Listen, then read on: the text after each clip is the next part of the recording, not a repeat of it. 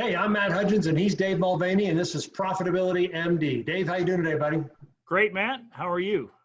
Good. Weathering through a little storm we got coming through town, which is bringing in a little cold front. You know, so I'm in shorts at least for today, but I think it's going to be chilly. Going to be chilly here, so that means it's chilly the rest of the country. I know. All right, man. So episode 119, what's your lifetime value of a customer, and why does that matter? So you start off. You had a conversation offline. We were talking to one of your guys. I have a client, and I don't want to.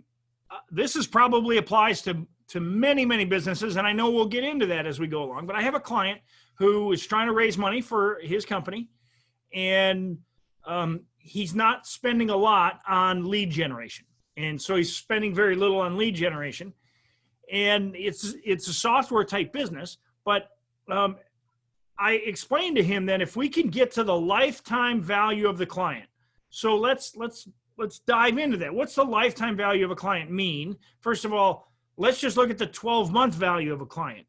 So if you're a landscaper and you charge $150 a month, then your annual value of a client is $1,800. Right.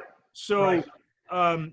So lifetime value would be they stick with you for 5 years. Yeah, so and if you don't know that, of course, over time, you're going to build those averages the longer you know. But if you've been in business 2 years and most of your 87% of your clients stay with you, then you at least know it's worth 2 years. So, yep.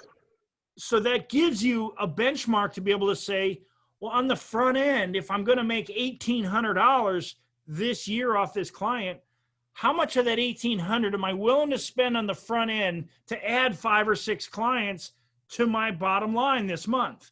And right. So that means I'm willing to throw money at it so that because I know this value, we talk about knowing your numbers. Well, this falls under knowing your numbers, even if you're new in business, because in this sense, when I started this call off, is that my client who's trying to raise money for his business doesn't know the value or what it costs to acquire the client. We can easily determine the value once of the few that he has, of the few clients he has, but he doesn't know what it costs to get a client. Well, that's the first thing an investor is going to ask you. How much does it cost you to attract people to your business? And if you can't answer that, then the investor gets gun shy. So right. We see that on Shark Tank all the time, by the way. That's one of the questions they always ask on Shark Tank. Yeah. How much does it cost you to get a client? And so it is one of the metrics that every business owner needs to have because it allows you to determine how much you can spend to buy customers. And I hate to say it that way, that you're buying customers, but it is what you're doing. Now, keeping customers is also buying customers because the way you service people is the value you're giving. And so that's how you got to keep them. And so that technically you're buying them with your personality and your brand and all of those things. But so if you're, it doesn't matter what business you're in, you've got to determine how much you're willing to spend to get a customer in the first place.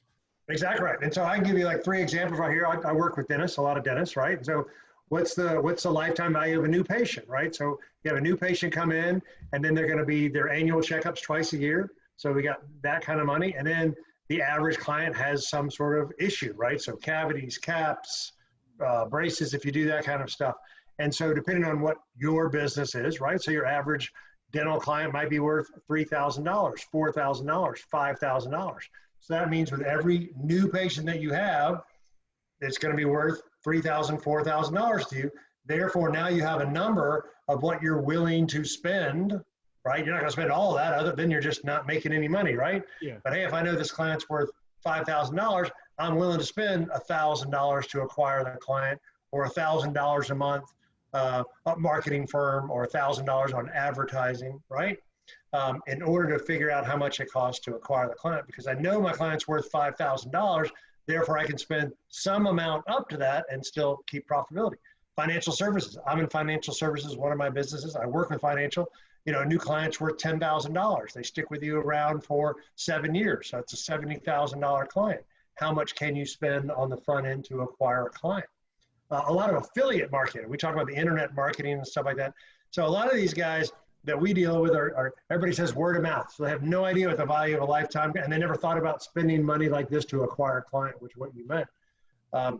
But because of that, because they haven't thought of that, because they just do word of mouth, they don't have any idea how much it costs to acquire a client. That's really where we're coming from, is that, well, you should know how much it costs to acquire, or at least how much you're willing to spend to acquire one. Because if you know the client's worth $1,000 and you could give somebody $500 to give you $1,000 client, that's like a vending machine. You'd give $500 to everybody you could that brought you $1,000 client.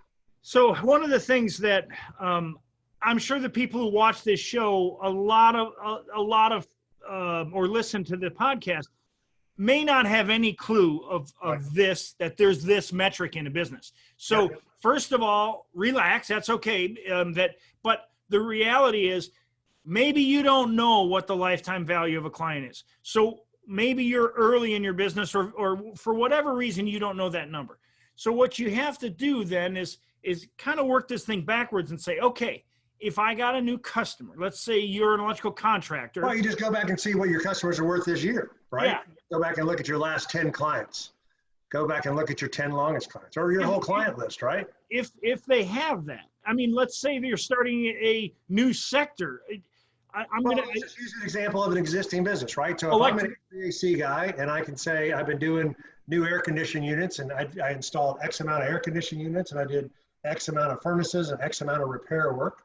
Now you kind of get how much a repair work is worth, how much a new install is worth, right? Yeah, if you're doing all of those things. I was kind of making a play in a changing industry. Let's say you're in HVAC, like you're saying, right. And Train walks in and says, I've got this new XYZ compressor system, and it's super energy efficient, and you don't have a number of what you would like, how many of those you could sell, or how much the lifetime value of that client is, but you can estimate it. So you start with the estimate. Okay, I'm going to make, let's say it's a commercial system, I'm going to make $4,000 profit on that system. And okay, how many do you want to sell this year? Or how many do you want to sell next month? And let's say you want to sell 4. So you know you're going to make $16,000. How much is it going to cost you to pay your technicians, your overhead, and all those things? So, and then so you take that off the top, and what you have left is you have this budget. Okay, I want profit, but what's left? Maybe $3,000, $4,000, 25% of that you could spend to buy the client, to acquire those 4 customers. So in that case, if you have 4,000 left, you're going to make 16,000, cover all your expenses and profit and overhead, but you can spend 4,000 of it for 4 customers. You can afford to spend 1,000 per customer to acquire clients. That's the goal behind this kind of marketing. Then you can go into a direct response situation. Maybe it's costing you $25 a click for Facebook ads. Well, how many clicks do you need to get to 1,000? So how many clients do you have to acquire based upon how many clicks you get? And so you really get down to this. I don't want to talk, like it's a mathematical equation is what it is. Yeah. It's a simple equation that if you don't know it, you just have to work it backwards. And then I could ask anybody, look, if you could have $16,000 of profit in your pocket in the next 30 days, how much could you put on your credit card to get the $16,000? Because most people say, I don't have the money for all that advertising. But if you had the profit in hand, how much could you spend to get the profit? And okay, you don't have the money, put it on your credit card. Again, we talk about good debt versus bad debt in some other episodes. We're not going to go there. But I would think that's good debt, because you're acquiring clients at a return that is guaranteed. Now you have exponential growth, which is kind of where you look at lifetime value of the client. Because once they're on board, I could use, of course, I'm in the dog food business. Well, we make $2.33 when somebody is on auto ship, but our initial upfront cost was about the equivalent of 2 months. Now we're at a very low cost, about $4 to acquire a client. So it's come way down. So I can acquire clients very rapidly as long as somebody else is fulfilling it. Because see, in order to scale, these are the things, knowing your numbers. In order to scale, I can't have our people packing boxes because that increases my cost. So these are the things, if you're a dentist and you can't take on 20 more clients, then your direct response marketing has to be in the cleaning, where you can pay an assistant, or maybe you can rent out a chair to another dentist. Or so you look at ways that you can increase your revenue, like lifetime value of a client. Because if I'm getting off on a tangent, but no, you're going on a tangent. You're losing me. I'm getting lost myself. No, what we were saying is if you're willing to spend $4, which is basically 2 months worth of profit for the dog food. So it takes you'll pay yourself back over the next 2 months, because you're hoping they'll continue to reorder the dog food for the next 12 months, 24 months, 36 months, right? So you're willing to give up the first 2 months. Yeah. Right. Same thing with go back to the a landscaper, right? So landscaper, every new client's worth $1,000. I will pay a joint venture partner $500 to refer me clients, because I know 1 out of 2 of them will turn into a client. So therefore I'm spending $1,000 to get $1,800 in profit. I'm willing to do that all day long. So the reason you gotta understand that is you may not know that right now. You're a builder, right? So how much is a builder, every time you build a house, how much do you make? Now they're making a killing right now because builders are in demand, but 10%, 20% of the cost of the building, right? So you build $1 million house, you're gonna make $100,000, $200,000. You would literally be able to pay a referral fee of $25,000 for somebody to send you a builder client, because you're gonna build $1 million house and you're gonna make $100,000, $200,000 profit on that. 25,000 is like a ton of money, but it's really only a portion of the profit you're going to make when you have a new builder client, right? And so therefore, that's a huge number to somebody that might incentivize them, 25,000, to send you a referral, right? Yeah. And you can be smart about it. You can say, look, here's how this goes. You send me a client. When they give me the down payment to build the house, I'll pay you of the $5,000 or $25,000 fee. I'll give you $5,000 then, and I'll give you the balance when they sign off and they move into their house. So right. And so you're not spending all the money up front. Maybe you're spending most of the money on the back end. But what about advertising to get those same clients, even if it's not referral based? You talk about builders, plywood, the half-inch plywood today is like $40-something a sheet, astronomical. Yeah. And a friend of mine, Jay Doyle, builds massive houses, King Fogel Construction in Wisconsin. There you go, Jay. I just did a plug for you. They build massive houses, most gorgeous houses you can imagine.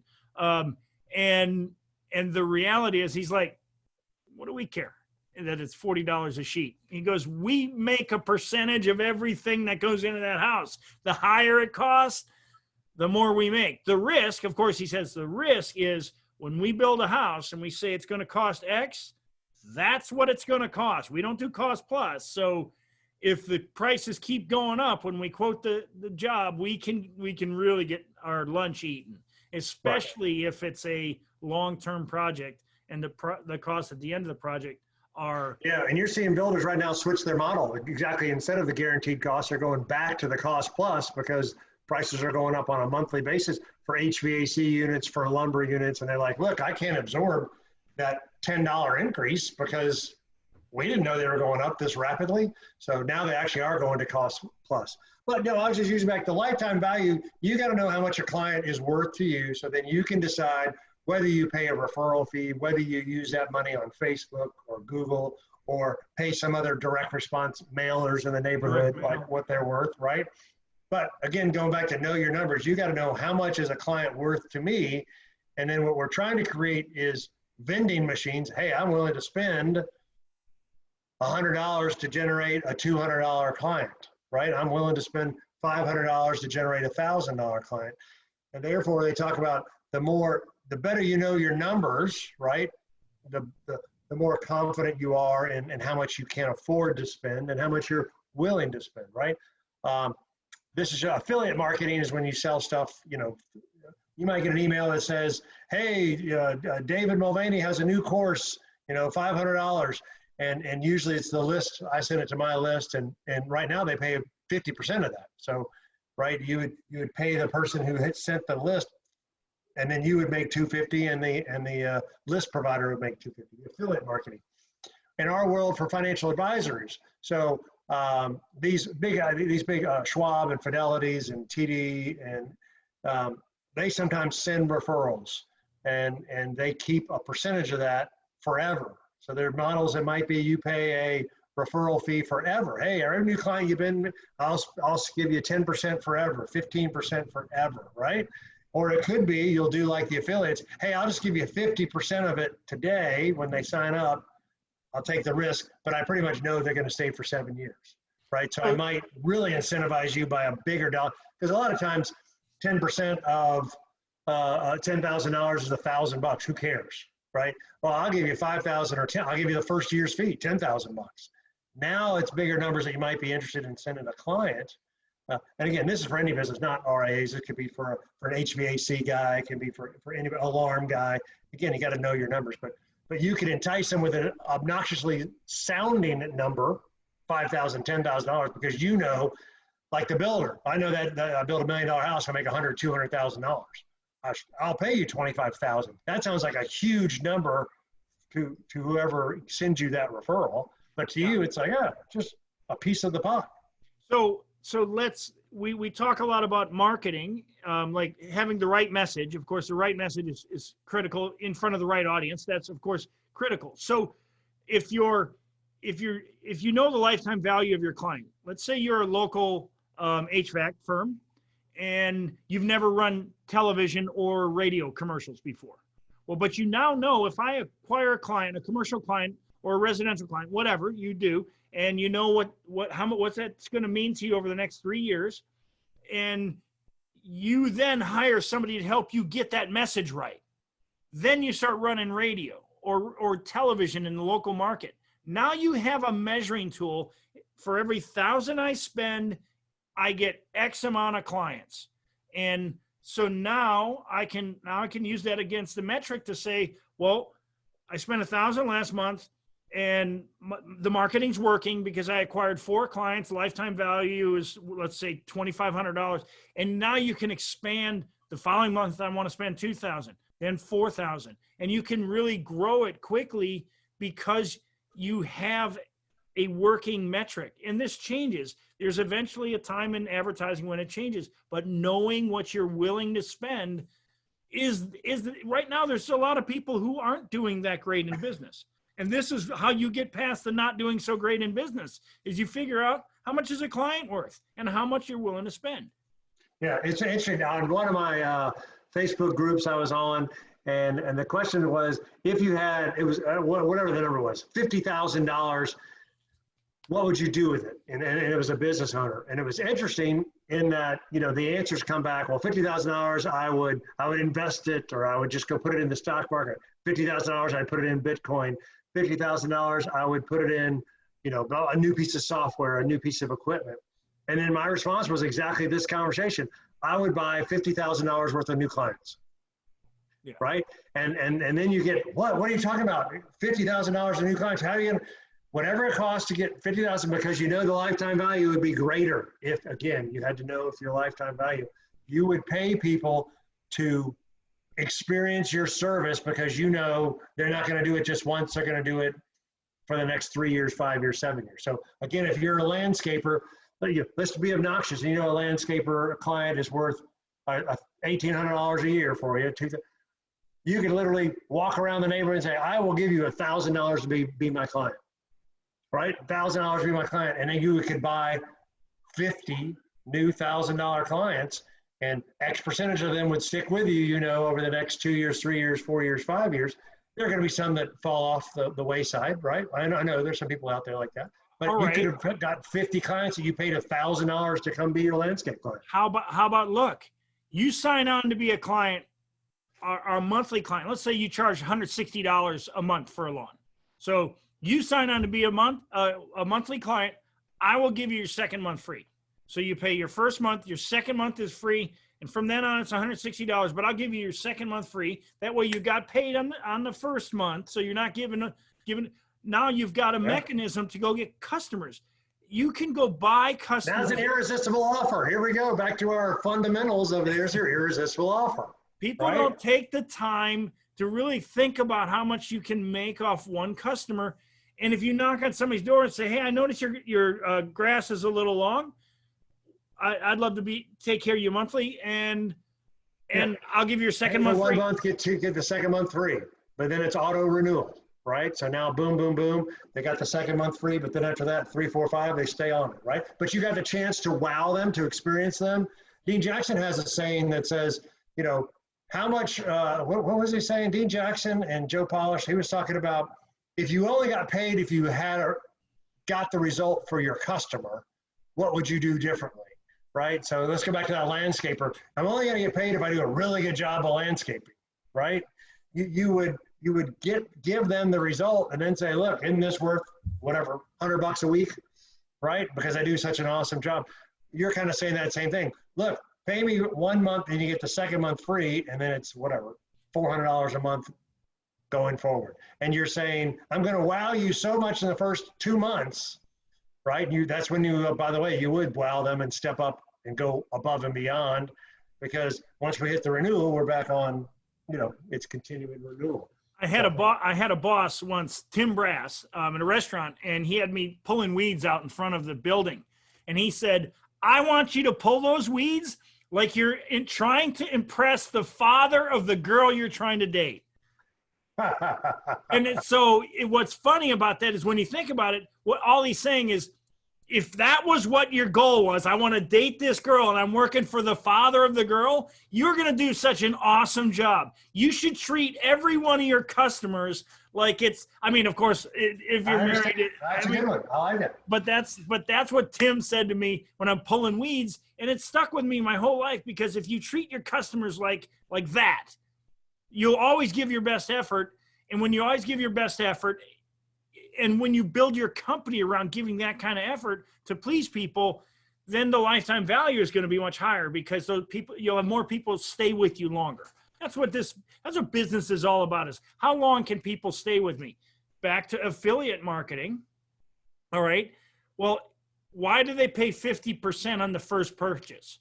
Because they know there's a second, a third, a fourth purchase where they really make the money. The first purchase, in many cases, they're spending 100% of the money coming in just to get the client in the funnel, if you will. Yep. And then they're going to make money on 80%. Well, 80% of them won't make the money, but 20% will. And they know that's where they build their business model. So no matter what business you're in, this is the type of thing that if you don't understand this, get somebody to teach it to you, because I mean, Matt and I talk about this in our mastermind groups. This is the most important metric in your business, in my opinion. Well, I would say, you know, and it's so easy to do. You should do this anyway, right? And the way you should do this is go back and look at your client base for the last 12 months, 24 months, whatever you want to do, right? Because you're going to go back and you say how much a new install is and how much repair work it's worth and how much, well, let's use an HVAC or a landscape example, whatever it is. But there's a second part to this equation. I always talk about you can find a niche that's already in your business, right? So you go back and look at your clientele for the last 12 or 24 months, you're going to see some commonalities. They're all, moms with 2 kids. They're all divorced men. They're all golfers, right? What you're going to notice if you look back and take the time to look back, one thing you'll notice is you'll better understand and know the clientele you have, right? What are my niches? Who's coming in? The second part goes back, we talk about know your numbers, but we talk about this all the time, the 80-20 principle. I bet 20% of your clientele provided 80% of the profits, right? And so might as well go back and see who are my clients for the last year, last 2 years, and we could say, do I notice any niches that I didn't even know that I had? Number 2, I bet it was 80-20. 80% of my profits came from 20% of clients. What were those? Those were the new HVAC installs. Those were the landscape redo my yard. Those were the dentists, I need a crown. I need, bigger repair work needed, right? And then you could decide, well, that's who I want to go after. And you can know the lifetime value of the client, and then you can target that specific type of client that you didn't even know you had in your own book of business. And it works for everybody. It works for dentistry, landscaping, HVAC guys, financial advisors, chiropractors, right? Attorneys. Chiropractor, if you do this with a chiropractor and you kind of break it down, how many are men versus women? How many are injured on the job for lifting something? How many are sports people? There's a runner, there's a golfer, there's tennis, right? And then you can divide that into, we built a whole marketing plan around a chiropractor, and it was, where are his niches? Who were his clients? And we're 80-20. Gosh, the golfers will spend any amount of money to fix their back. The tennis players will spend any amount of money. But my runners, my uncle's a crazy runner. He'll spend any amount of money to make sure he's, able to run. His knees are in shape, for shoes and for adjustments and for knee braces or whatever he needs, right? So my bet is, in order to figure out your lifetime value of your client, go back and look the last 12 or 24 months. My bet is you'll also identify some of the niches. My bet is you'll also identify the 80-20 rule. 80% of your profits came from 20%. And now you know the lifetime value of those specific clients, and you can target those clients with your marketing because you know the lifetime value of that type of customer. Bring it, I think about this when we do a profit acceleration session with somebody. One of the things we ask is, if we've figured out your $1 million message, yes, what would that do to your business? Would that give you a 5% increase, a 3%, 2%, 10%? Again, we get into these things in that profit acceleration session because we understand when you get down to the metrics of how much you're going to make, how much will it cost, and what's the profit margin on that. And small increases across a few areas of your business can mean $100,000 or more in your pocket every year. That's what the point of these type of exercises are all about, is to figure out how you can grow your business exponentially instead of worried about things that don't bring revenue. Right. Exactly. The nickel and dime stuff. Yeah. Well, that's good. This was episode 119. What's the lifetime value of a client and why does it matter? The lifetime value of a client is how much money you're going to make off a client as long as they remain a client. Again, if it's a 1 year, 3 year, 5 year, 7 year time frame, that's the lifetime value of a client. If you know that and what that is, and really the profit, not just the revenue of it, you can give an idea of how much you're willing to spend on marketing to acquire a customer. And as Dave was talking about, you can back into what those numbers need to be, how much you can spend on Facebook and Google, how much you can pay referral fees, how much you can pay for affiliate fees, how much you're willing to pay to create your own vending machine. So that's the kind of stuff we talk about in our mastermind group, right? Our mastermind group is all about that. We're all about helping you make more money, take more time off, pay less in taxes, right? So if you're interested in our mastermind, it's Matt@profitabilitymd.com, Dave@profitabilitymd.com. We're talking about our profit acceleration software. That's our irresistible offer right now. We can find any business owner $50,000, $75,000, $100,000 more in their business without spending $1 more on advertising or marketing. You want a profit acceleration session? Reach out to Matt@profitabilitymd.com, Dave@profitabilitymd. We're going to find that revenue in your business and give you a roadmap on how to do it, right? We always talk about 3 things you need to be successful. You got to commit, you need a roadmap, and you need a support system. We've got 2 of the 3. We've got the roadmap, and the support system is the mastermind group. We just need your commitment to be successful, right? So if you're interested in that, reach out to Dave@profitabilitymd.com, Matt@profitabilitymd.com. This is good stuff, man. I mean, I think every business owner could build the business they want and deserve to have. Perfect. Pay less taxes, make more money, take more time off. What else is there? All right, Matt. Have a great rest of the weekend. All right, bye.